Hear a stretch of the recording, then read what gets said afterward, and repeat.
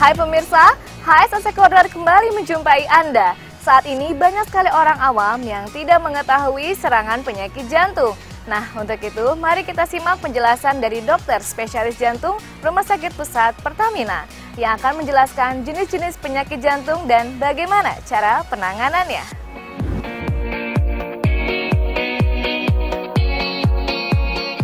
Penyakit jantung koroner itu salah satu penyakit akibat metabolik ya, atau maksudnya pola hidup kita.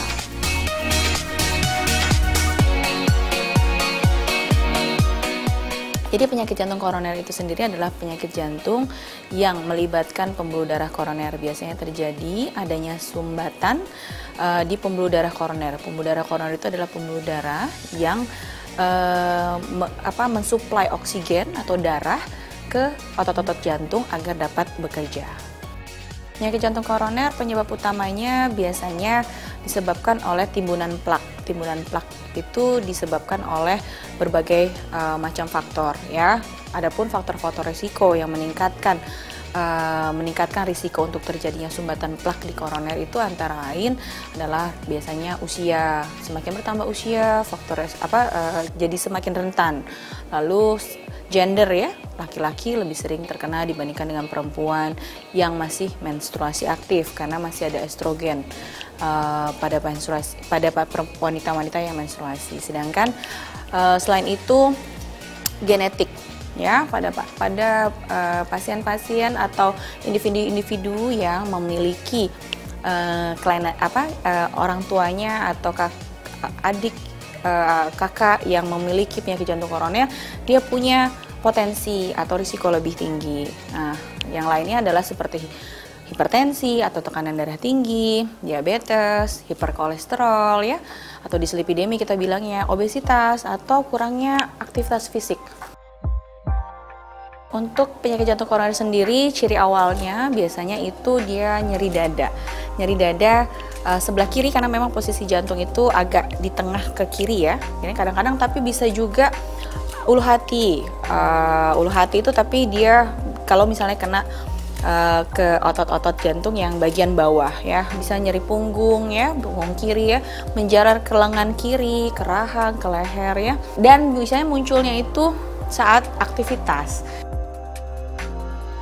Usia semakin bertambah, risiko semakin meningkat.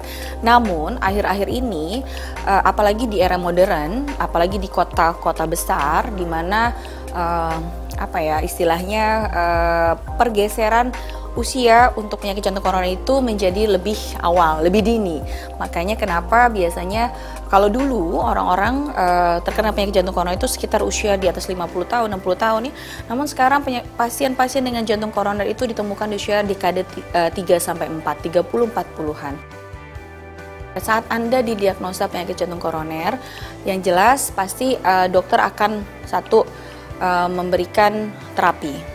Ya, namun terapi atau obat-obatan itu sebenarnya tidak bisa berdiri sendiri, harus diimbangi dengan pola hidup kita ya, pola hidup sehari-hari itu yang sangat menentukan bagaimana ke depannya. Untuk penyakit jantung koroner itu kalau dibilang sembuh total ya bisa kita katakan sembuh, tapi apakah dia ada resiko untuk berulang? Sangat ada ya, sangat. Bahkan pada pasien-pasien yang pernah kena serangan jantung itu risiko untuk terkena serangan jantung ulang meningkat 2 kali lipat.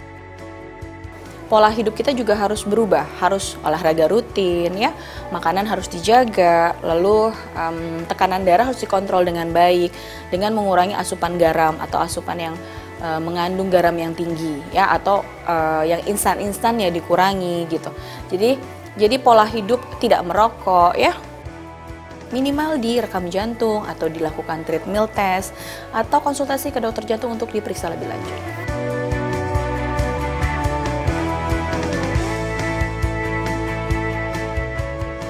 Pemirsa, semoga informasi ini bermanfaat untuk kita semua. Tetap menjaga kesehatan dan tetap menjaga pola hidup sehat. Terima kasih dan sampai jumpa.